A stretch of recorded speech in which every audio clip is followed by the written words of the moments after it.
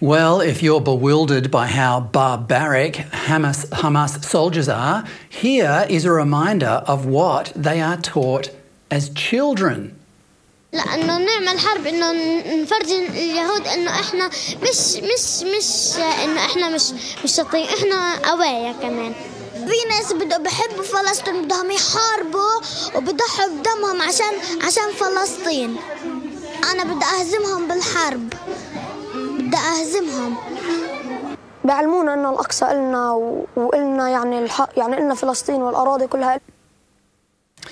Well, right now you might be thinking, what sort of moronic culture teaches its children to hate, especially hate freedom-loving, prosperous, tolerant Western civilization? Well, the answer to that is us. We do. Our education system might not teach kids to kill Jews, but it does teach kids unequivocally that the West is evil and, by implication, its demise would be a great step forward for humanity. In March this year, the Institute of Public Affairs published a report entitled De-Educating Australia. It said, quote, "By the time they leave school, Australians will be convinced that the modern state of Australia was founded on white supremacy and oppression. They will believe that Australia is systematically racist and that Indigenous Australians are, by virtue of their race, oppressed. Children will learn from their teachers that the arrival of the First Fleet in 1788 constituted an invasion and that the colonisation of Australia resulted in dispossession, massacres and genocide. They will grow up thinking that this is not a country they can be proud of."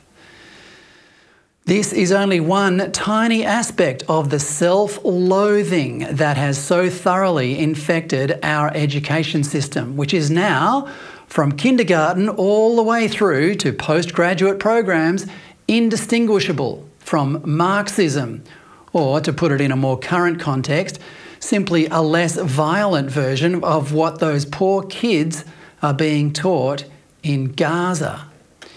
And education, in turn, is only one tiny aspect of the greater self-loathing that now dominates much of our institutions, government, media and culture. The proposed voice to Parliament is another example. This is a proposal that relies for its legitimacy on the idea that Australia is a colonial oppressor that owes special privileges to the descendants of the original inhabitants. Here is leading voice proponent Thomas Mayo explaining why he thinks modern Australia owes Aborigines not just a voice, but reparations and a treaty as well. I love a rally. It gets the blood pumping. It gets the adrenaline going. I absolutely love marching shoulder to shoulder with you guys, with comrades, with people that share my values. It's a powerful thing. It is a powerful thing to shake our fist loud and proud at the powers that be and tell them that they're wrong. Tell them, like Arnie said, they're murderers. Because they are compliant with what's still happening today. The murders didn't happen 200 years ago, they're going on today. Children as young as 10 years old being locked up, they are being murdered today. What does that do to a child's mind? Good question, Thomas. And for your answer, look no further than the kids being raised in Gaza to hate other people based on their race and then grow up and murder them. The Voice campaign has subtly encouraged the same divisions right here in Australia, thanks to people like you. If you, Thomas, really oppose racism, you will stop trying to separate Australians by the colour of their skin and instead judge them by the content of their character.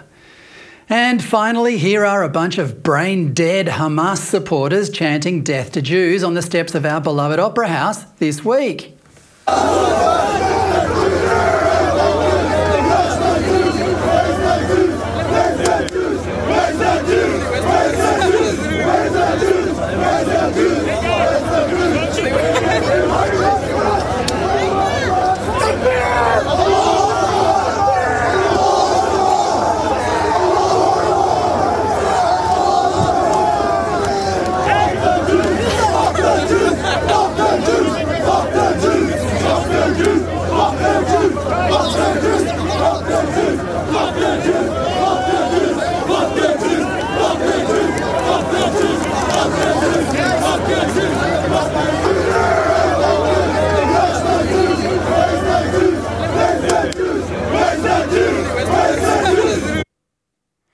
Until Monday, the response from authorities to Nazism was reflexive and visceral. Victorian Member of Parliament Moira Deeming, for example, was expelled from the Liberal Parliamentary Party in March for being inadvertently associated with supposed Nazis, whom she later criticised, and still hasn't been accepted back into the party. And yet here are a bunch of thugs chanting the equivalent of Nazi slogans, and not one of them has even been arrested.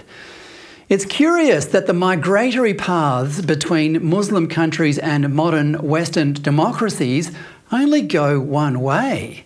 Perhaps some of these people who love Palestine so much and seem to hate the West would like to be the first to redress that imbalance and go and live in Palestine themselves. I'd be happy to give them a lift to the airport if they want one. The self-loathing of Australian culture and history that now predominates our politics and institutions is not shared by ordinary Australians.